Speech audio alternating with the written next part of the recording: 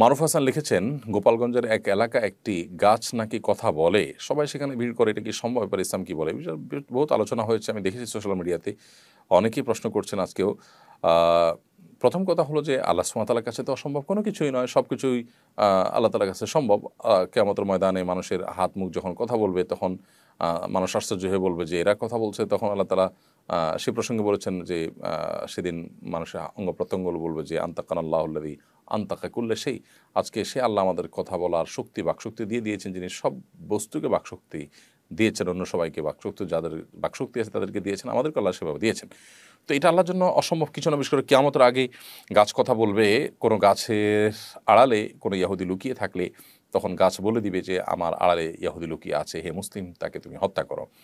তো এরকম বর্ণনা রয়েছে। কিন্তু এখন আমাদের বর্তমান পরিস্থিতিতে বিশেষ যে ঘটনাকে কেন্দ্র করে এই ধরনের আলোচনা চলছে, বেশিরভাগ ক্ষেত্রে এই ধরনের ঘটনা আমাদের দেশে কিছুদিন পর পর এই ধরনের এ জাতীয় ঘটনা শোনা যায়। এগুলো বেশিরভাগ ক্ষেত্রেই মানুষের নিছক ধারণা থাকে, এবং গ্রামের মানুষের মধ্যে কৌতূহল থেকে সবাই একটা মানসিক ব্যাপার হয়ে দাঁড়ায় যে সবাই যখন বলছে তখন তার মনে হয় যে হ্যাঁ কিছু একটা সে শুনতে পাচ্ছে, এরকম হয় বেশিরভাগ ক্ষেত্রে।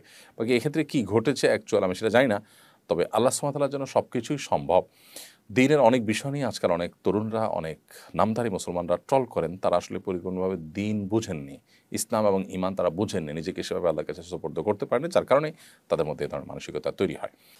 তামান্না চাঁদনী আপনি লিখেছেন, আমার পরিবারের কাউকে না জানিয়ে বিয়ে করেছে, এজন্য আব্বু তাকে ঘর থেকে বের করে দিয়েছেন। এই পরিস্থিতিতে আব্বুর আসলে কী করা উচিত ছিল? আপনি প্রশ্নটা সম্ভবত কিছুটা কোনো শব্দ বা কোনো কিছু অংশ বাদ পড়েছে। আমার পরিবারের কাউকে না জানিয়ে বিয়ে করেছেন। কে? আপনার বোন কিংবা ভাই কেউ আপনার পরিবারের কাউকে না জানিয়ে বিয়ে করেছেন। এজন্য আপনার বাবা তাকে ঘর থেকে বের করে দিয়েছেন। ব্যাপারটা যদি এরকম হয় তাহলে আমি বলব যে বাবার কি করা উচিত ছিল এটি নির্ভর করে যে আসলে ঘটনা কি ঘটেছে তার উপরে। যদি সন্তানদেরকেও বাবা মাকে না জানিয়ে বিয়ে করেছে এবং বিয়ে করা তাদের জন্য জরুরি ছিল না, এবং আজকাল যে বিবাহ বহির্ভূত অবৈধ সম্পর্ক হয়ে থাকে, হারাম রিলেশন হয়ে থাকে, সে হারাম হারাম রিলেশনটাই চূড়ান্ত রূপ নিয়ে বিয়ে পর্যন্ত ঠেকেছে, অথচ এটি অপাত্রে হয়েছে এবং যথাযথ জায়গায় হয়নি, এবং আপনার এমন কাজ করে বসেছে সন্তান যেটি আসলে কোনোভাবেই তার তার ফ্যামিলির সাথে যায় না, অথবা দিনদারিতার ক্ষেত্রে ঘাটতি আছে, অর্থাৎ যৌক্তিক কোনো গ্রাউন্ড যদি থাকে এক্ষেত্রে, তাহলে বাবা মার আপত্তি করার স্কোপ আছে। কুফু বা সামঞ্জস্য বিয়ের ক্ষেত্রে রক্ষা করাটা সুন্নাহ। যদি কুফু বা সামঞ্জস্য এটি রক্ষা না করা হয় তাহলে সেক্ষেত্রে অভিভাবকদের সেখানে আপত্তি তোলার শরীয়ী দৃষ্টিকোণ থেকে সুযোগ এবং অধিকার রয়েছে। সেই জায়গা থেকে বাবা কিন্তু আপত্তি তুলতে পারেন সন্তানের বিয়ের ক্ষেত্রে, এরকম বিয়ের ক্ষেত্রে। আর যদি সেরকমটি না থাকে তাহলে সেক্ষেত্রে বাবার আপত্তি তোলা উচিত নয়। কারণ হলো সন্তান বিয়ে করেছে, যদি অভিভাবকের মাধ্যমে বিয়ে করাই হলো উচিত। আল্লাহ সুবহানাহু ওয়া তাআলা কোরআনে কারিমে অভিভাবকদেরকে নির্দেশ করেছেন, ওয়ানকিহুল আয়ামাকুমুস সালিহিনা মিন ইবাদিকুম ওয়া ইমামিকুম, তোমরা তোমাদের অধীনস্থদের বিয়ে দাও।